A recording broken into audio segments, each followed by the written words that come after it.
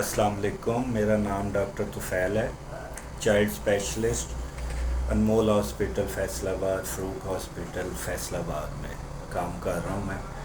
آج کا میرا ٹاپک جو ہے نا مدر فیڈ کے حوالے سے ہے۔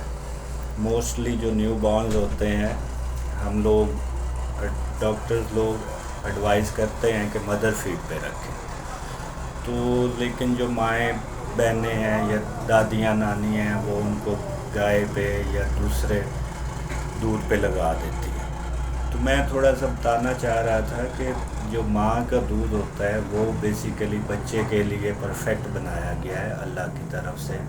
اس میں پروٹین جو ہیں وہ ڈائجسٹیبل اماؤنٹ میں ہوتی ہیں، جبکہ جو کاؤ ملک ہے اس میں پروٹین زیادہ ہوتی ہے۔ اسی طرح پانی کی مقدار کا مسئلہ ہوتا ہے، جو پانی ہے وہ اس کے ساتھ ہمیں ایکسٹرا پانی کی ضرورت نہیں ہے۔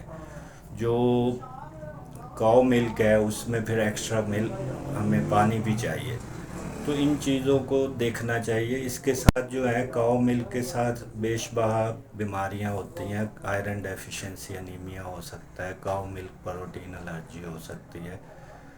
تو جو مدر ملک ہے وہ سیف بھی ہے۔ فرسٹ 6 months تو ایٹ لیسٹ صرف مدر ملک